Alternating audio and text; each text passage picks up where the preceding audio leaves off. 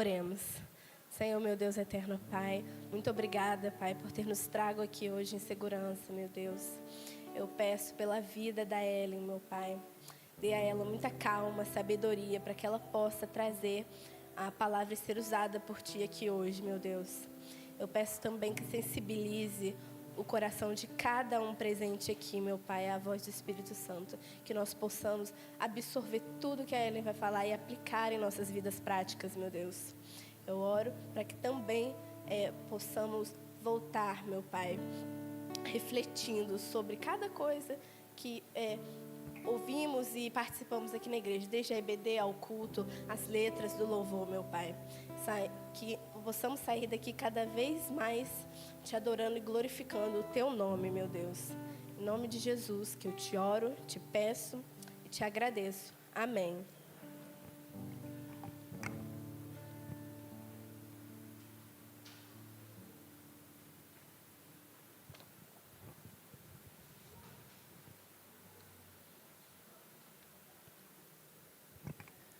Bom dia, igreja.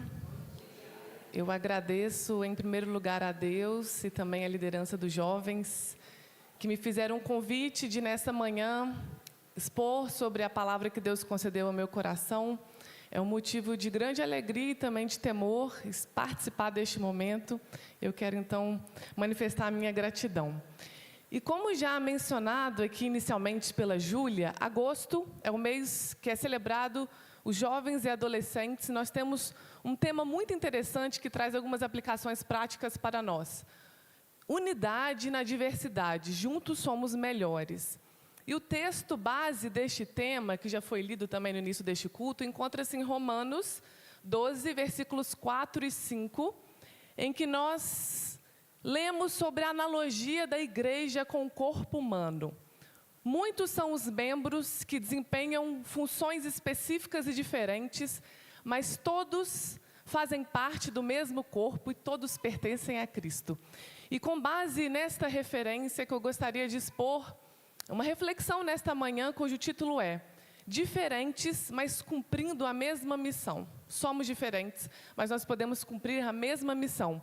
E essa missão que eu me refiro diz respeito àquela que foi ordenada em Marcos 16:15, a todo aquele que crê em Cristo, que é o chamado Ide. Ide por todo mundo, pregai a toda a criatura o Evangelho. E essa missão, eu acredito que possa ser desempenhada de formas diferentes, conforme o propósito e a tarefa que Deus concede de forma individual a cada um de nós.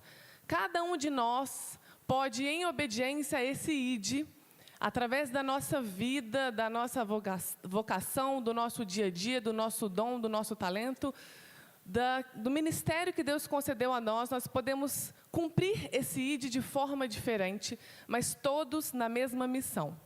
E eu escolhi então falar de dois jovens diferentes, um homem e uma mulher, que cresceram em ambientes diferentes, que viveram em épocas diferentes e contextos diferentes, mas que igualmente temiam a Deus e cumpriram o seu propósito aqui na terra em obediência ao Ide. Eu escolhi falar sobre Timóteo e Esther, dois jovens judeus que cumpriram o seu propósito e foram usados pelo Senhor no tempo certo, de acordo com o que determinado por Deus. Eu gostaria então de convidar os irmãos a abrirem suas Bíblias na carta de 2 Timóteo, capítulo 3. Eu quero ler a partir do verso 14. 2 Timóteo 3, versículo 14.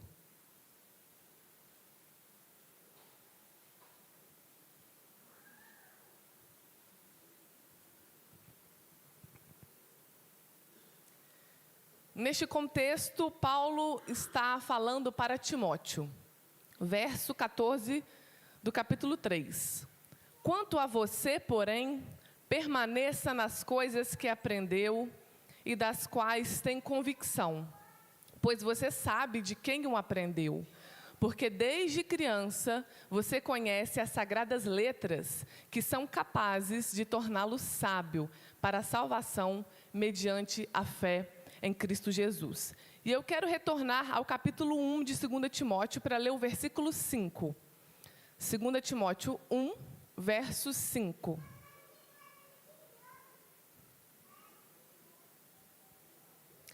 Recordo-me da sua fé não fingida, que primeiro habitou em sua avó Lóide e em sua mãe Eunice, e estou convencido de que também habita em você. Timóteo foi um jovem judeu que cresceu ouvindo falar a respeito de Deus, dos profetas, dos heróis da fé, através dos ensinamentos de sua avó e de sua mãe. E muito provavelmente ele e toda a sua família se converteram ao cristianismo durante a primeira viagem missionária de Paulo e Barnabé às cidades de Listra e Derbe, que fazem parte de uma região chamada Licaônica. E essa primeira viagem missionária é narrada em Atos 14.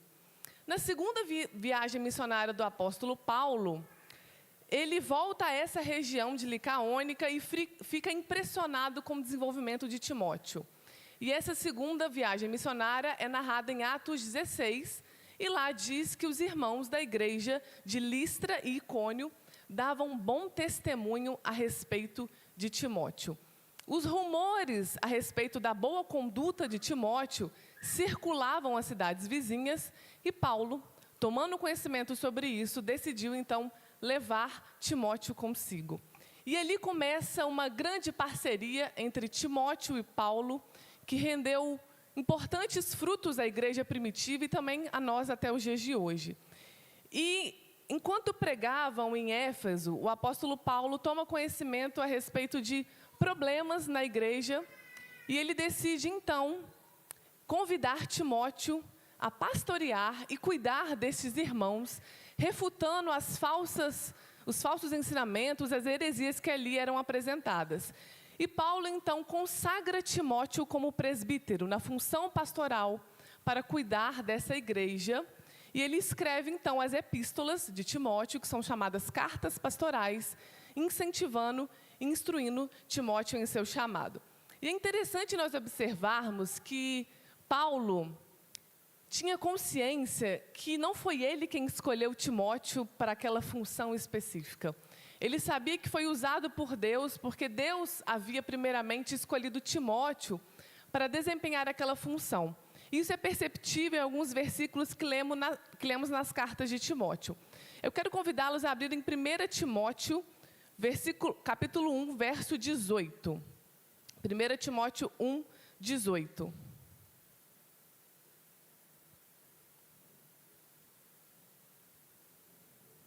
Paulo diz assim: Timóteo, meu filho, dou-lhe esta instrução, segundo as profecias já proferidas a seu respeito, para que, seguindo-as, você combata o bom combate. Vamos avançar para o capítulo 4, 1 Timóteo 4, verso 14.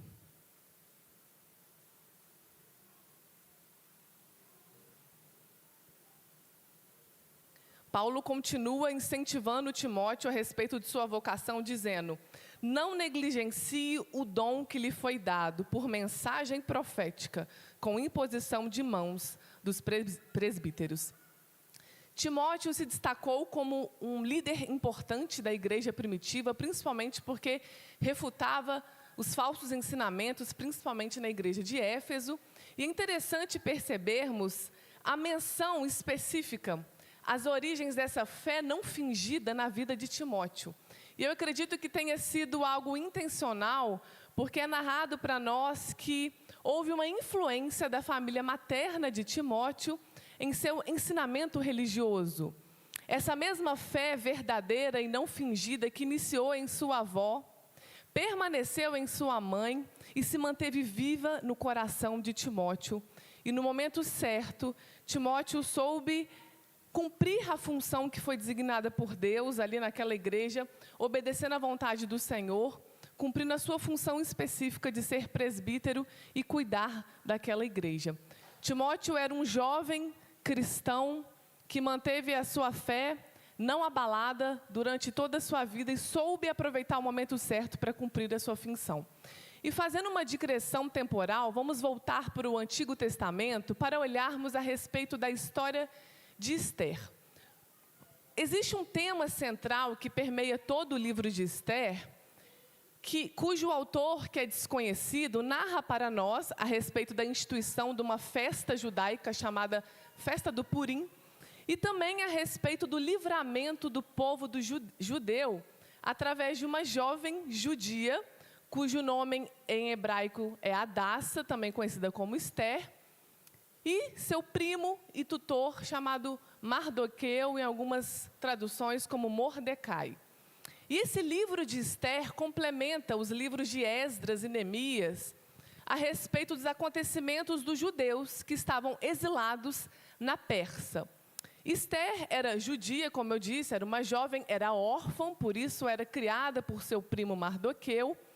E nessa época, os judeus estavam ali exilados, e a história que nos é narrada no livro de Esther acontece na cidade de Suzã, uma das 3 capitais do Império Persa. E como se inicia essa história de Esther?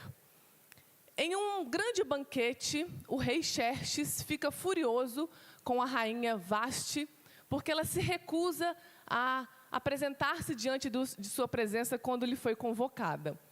O rei Xerxes, então, decide destituir a rainha de seu cargo e decide substituí-la, criando uma espécie de concurso de beleza, em que as jovens mais belas das 127 províncias deveriam ser preparadas para serem apresentadas ao rei. E foram ali escolhidas as jovens mais bonitas do Império Persa, e dentre elas estava Esther. E durante esse concurso, um funcionário chamado Hegai se encanta com a beleza de Esther, e ele dá a ela o melhor lugar da casa, as melhores vestes e os melhores alimentos. E neste concurso de beleza, as jovens deveriam permanecer durante 12 meses, ali sendo tratadas com especiarias, e após esses 12 meses, elas se apresentariam diante do rei. E assim foi. Esther permaneceu ali durante 12 meses, esperando. E quando ela se apresenta diante do rei, o rei fica encantado com a sua beleza e imediatamente a coroa como rainha daquele império. E apesar de Esther ser nomeada rainha, ela permanece obediente a seu primo Mardoqueu e se mantém em silêncio a respeito de sua origem judaica, porque naquele tempo havia uma grande perseguição com relação aos judeus. E havia, algum tempo depois, um nobre amalequita chamado Amã, é promovido com um importante cargo nesse império persa. E é ordenado que todas as pessoas deveriam se curvar diante de Amã. Mardoqueu, que era judeu e que temia a Deus, se recusou curvar-se diante de Amã. Amã ficou enfurecido com essa situação e decidiu que iria destruir o povo judeu. Ele faz esse pedido ao rei Xerxes, que o concede e assina um decreto no sentido de destruir o povo judeu. Eu gostaria de ler essa passagem, que é muito interessante, que encontra-se em Esther, capítulo 3, a partir do versículo 8. Esther 3, 8.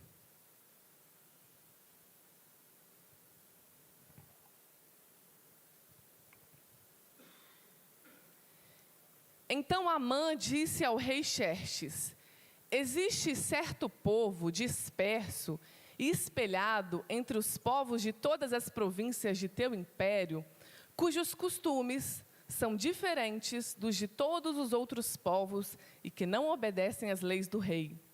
Não convém ao rei tolerá-los. Se for do agrado do rei, que se decrete a destruição deles. E colocarei 350 toneladas de prata na tesouraria real, à disposição para que se execute este trabalho. Então o rei tirou o seu anel selo do dedo, deu a Amã, inimigo dos judeus, filho de Amedata, descendente de Agag, e lhe disse: fique com a prata e faça com o povo o que você achar melhor. Assim, no 13º dia do 1º mês, os secretários do rei foram convocados. Amã ordenou que escrevessem cartas na língua e na escrita de cada povo aos sátrapas do rei, aos governadores das várias províncias e aos chefes de cada povo. Tudo foi escrito em nome do rei Xerxes e selado com o seu anel. As cartas foram enviadas por mensageiros a todas as províncias do império, com a ordem de exterminar e aniquilar completamente todos os judeus, jovens e idosos, mulheres e crianças, num único dia, o 13º dia do 12º mês, o mês de Adar, e de saquear os seus bens. Eu quero fazer uma observação, eu acho muito interessante, chama muito a minha atenção, o versículo 8, em que é dito o seguinte: há um certo povo disperso e espalhado em todos os povos de todas as províncias de teu império, cujos costumes são diferentes dos de todos os outros povos e que não obedecem às leis do rei. Eu acredito que essa observação de Amã não foi uma observação randômica, foi uma observação espiritual. Ele percebeu que mesmo disperso entre as 127 províncias do Império Persa, existiam pessoas que tinham uma conduta em comum, que os caracterizavam em uma unidade de povo. Mesmo vivendo em cidades diferentes e talvez tendo um dia a dia diferente, essas pessoas partilhavam de um sentimento em comum. Se um determinado decreto, norma, que fosse contrária ao mandamento do Senhor, tivesse vigor, eles não obedeceriam, porque mais importava obedecer e temer a Deus do que obedecer e temer aos homens. E é muito interessante essa observação, porque durante toda a história do povo de Deus e do cristianismo, nós vemos a importância dessa unidade, mesmo em meio à diversidade. A unidade que nós vemos aqui é uma unidade de conduta, uma unidade de obediência em relação ao Evangelho. Há um certo povo espalhado entre todos os povos, cujos costumes são diferentes de todos nós. E é essa unidade que Cristo, quando está cumprindo a sua missão aqui na terra, pede que nós a executamos. Essa unidade de conduta, de espírito, de coração, de sentimento, no sentido de obedecer a Deus e não aos homens. E continuando então a história, Mardoqueu conta a Ester a respeito deste plano de aniquilar os judeus e pede que ela interceda a respeito do povo com o rei. E naquela época, se alguém fosse à presença do rei sem ser convidado, essa pessoa poderia ser condenada à morte, a não ser que o rei estendesse seu cetro de ouro, validando, ou seja, autorizando aquela fala. Ester, então, pede que Mardoqueu e todo o povo judeu orassem e jejuassem durante 3 dias para que esse pedido fosse atendido. E assim acontece. Depois de 3 dias, Ester veste as suas roupas reais, se dirige até a presença do rei, e o rei estende o seu cetro de ouro em seu favor, validando. E qual é o seu pedido? Mesmo que seja a metade do reino, lhe será dado. Respondeu Ester: se for do agrado do rei, venha com Amã a um banquete que lhe preparei. Disse o rei: tragam Amã imediatamente, para que ele atenda ao pedido de Ester. Vamos ao capítulo 7, ler o versículo 1. Então o rei e Amã foram ao banquete com a rainha Ester. Enquanto estavam bebendo vinho, no 2º dia, o rei perguntou de novo: rainha Ester, qual é o seu pedido? Você será atendida. Qual o seu desejo? Mesmo que seja a metade do reino, isso lhe será concedido. Então a rainha Ester respondeu: se posso contar com o favor do rei, e se isso lhe agrada, poupe a minha vida e a vida do meu povo. Este é o meu pedido e o meu desejo.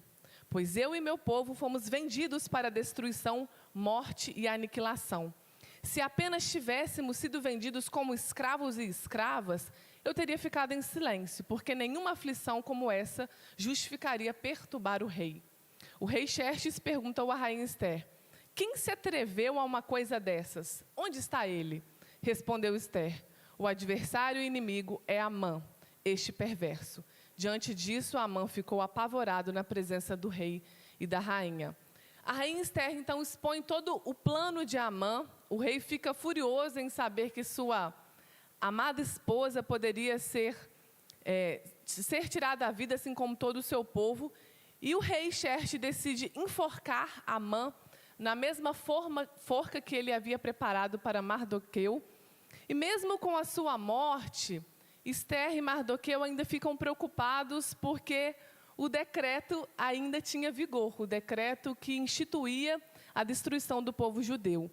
E novamente Ester vai fazer um pedido ao rei, porque naquela época os decretos reais não poderiam ser revogados.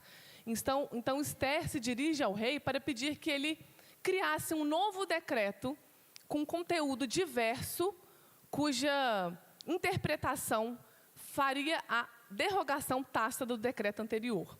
E Ester 8, verso 7, diz o seguinte: o rei Xerxes respondeu à rainha Ester e ao judeu Mardoqueu: mandei enforcar Amã e dei aos seus bens a Ester, porque ele atentou contra os judeus.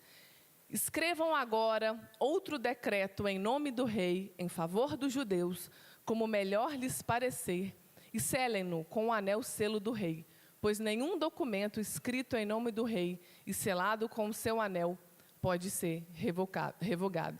E neste novo decreto, então, o rei autoriza os judeus a guerrearem e se defenderem. E Mardoqueu envia este novo decreto a todas as províncias do reino, assim como foi feito com o decreto anterior. A guerra acontece, os judeus vencem, evitando a destruição desse povo. E esse episódio passa, então, a ser celebrado pelos judeus como a festa de Purim.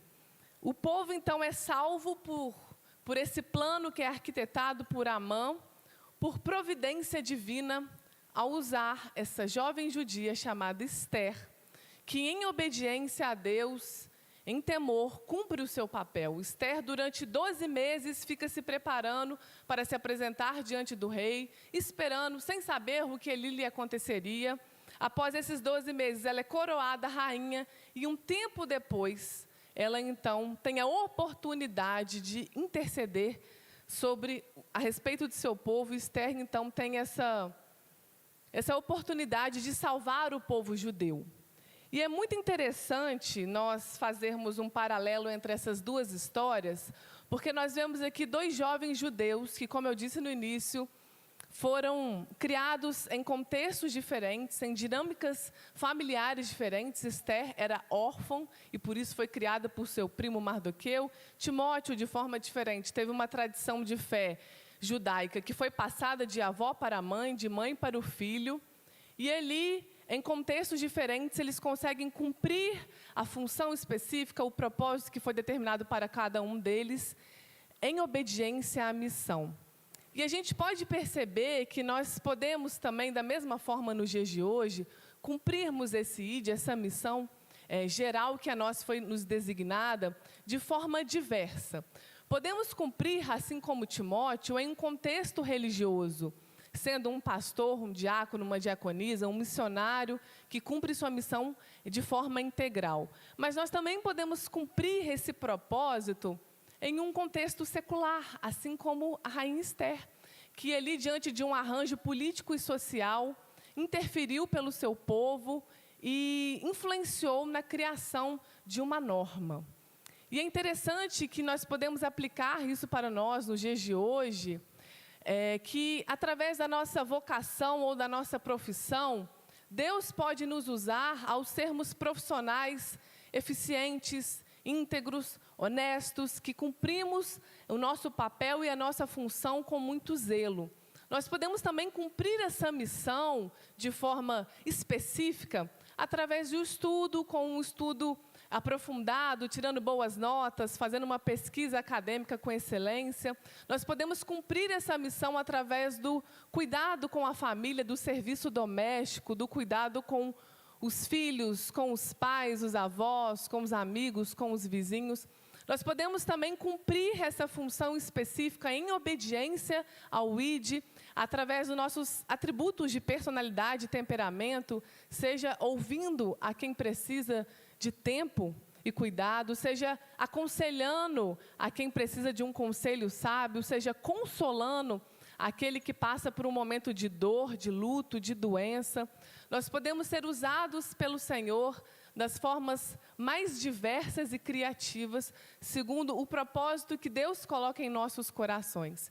E é interessante nós pensarmos que essa ideia de cumprirmos o ID de forma específica pode acontecer da maneira mais diversa, como eu disse. Essa semana, eu estava vendo um conteúdo que foi criado numa determinada rede social, em que um jovem cristão incentivava outros jovens a estudarem com excelência, a tirarem boas notas, porque isso poderia glorificar a Deus através de seus estudos.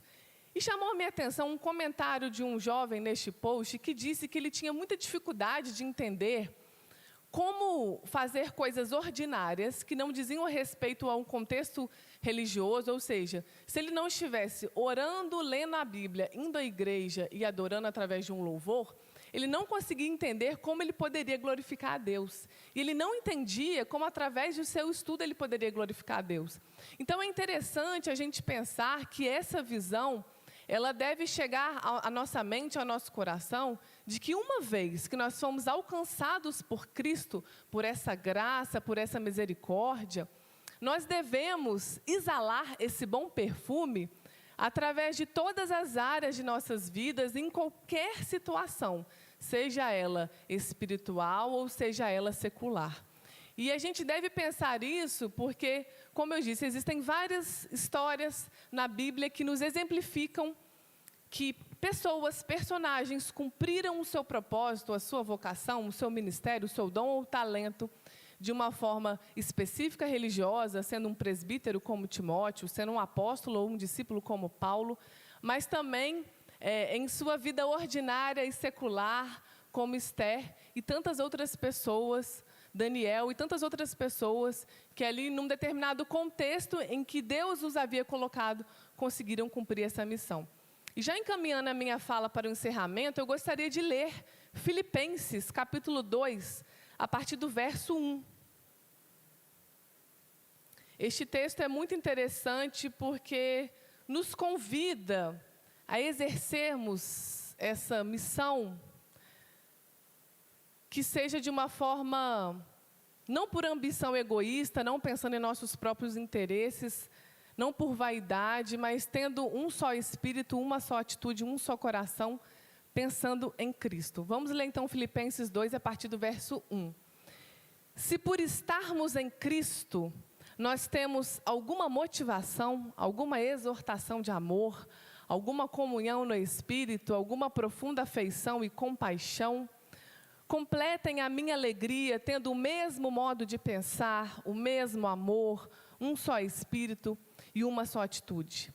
Nada façam por ambição egoísta ou por vaidade, mas humildemente considerem os outros superiores a si mesmos. Cada um cuide não somente dos seus interesses, mas também dos interesses dos outros. Seja a atitude de vocês a mesma de Cristo Jesus, que, embora sendo Deus, não considerou que o ser igual a Deus era algo a que devia apegar-se, mas esvaziou-se a si mesmo, vindo a ser servo, tornando-se semelhante aos homens, e sendo encontrado em forma humana, humilhou-se a si mesmo e foi obediente até a morte, e morte de cruz. Eu quero ressaltar o versículo 5. Seja a atitude de vocês a mesma de Cristo Jesus. Mesmo em meio à nossa diversidade, nós possamos cumprir a nossa função, cumprir as tarefas, as nossas responsabilidades que nos são atribuídas de forma colaborativa, ou seja, pensando não somente em interesses próprios, mas nos interesses dos outros e pensando naquilo e por quem estamos fazendo. Então, embora nós tenhamos personalidades diferentes, temperamentos diferentes, opiniões diferentes, criações e relações familiares diferentes, profissões e vocações diferentes, idades diferentes, experiências e histórias de vida diferentes, se nós mirarmos o mesmo alvo e desejarmos alcançar os mesmos resultados com a mesma intenção, ou seja, se nós focarmos em Cristo e desejarmos em obediência e em amor, cumprirmos o ID por meio do propósito que será designado a cada um de nós, alcançaremos essa unidade que deve ser a característica do povo de Deus. Então, o desejo do meu coração nessa manhã e a reflexão que eu trago aos irmãos e à igreja é que, apesar da diversidade de histórias, experiências, sentimentos e emoções, que nós possamos, em união, cumprir a missão que nos foi ordenada de anunciar a boa notícia, que Cristo morreu, mas ressuscitou e vivo está à nossa espera. Amém? Vamos orar então. Senhor Deus e Pai, ó Deus, eu te agradeço por essa oportunidade, eu te agradeço por estarmos aqui em comunhão, em igreja, nesta manhã, neste domingo, para ouvirmos a Tua palavra, para louvarmos ao Senhor, para orarmos, para recebermos de Ti o perdão, a misericórdia, Deus, mas também para nos lembrarmos que mesmo em meio à adversidade que temos de vida, de experiências, de personalidades, opiniões e pensamentos, nós podemos, em unidade, em amor, em obediência, a missão que nos foi ordenada ao ID, cumprirmos o propósito que temos aqui nesta terra. Que nós possamos, Deus, termos como alvo e foco o Senhor Jesus, a sua missão, o Evangelho, pensando nas coisas do alto e não nos apegando nas coisas dessa terra. E que o Senhor possa falar ao coração de cada um de nós qual é a tarefa específica, qual a função específica, onde o Senhor quer que nós estejamos, quais pessoas o Senhor quer que nós nos relacionamos, quais lugares o Senhor quer que nós cheguemos para anunciarmos a boa notícia, seja através de palavras, mas seja através de atitudes, de bons exemplos, através de um temperamento que um dia foi transformado e alcançado pela sua graça.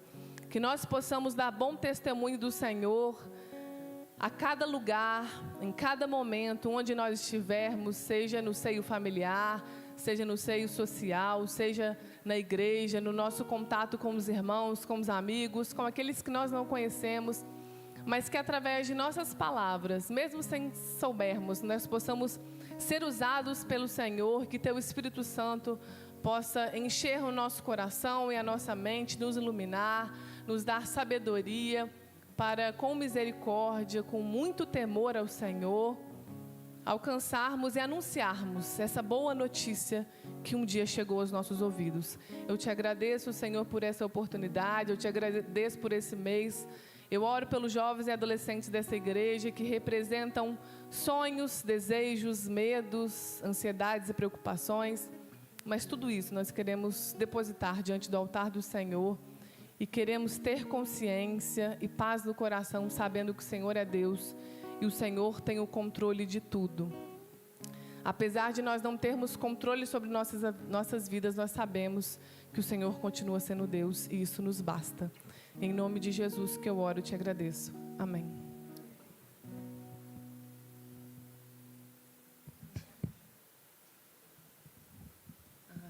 Agora nós vamos ter um momento de louvor que vamos entregar nossos dízimos e ofertas.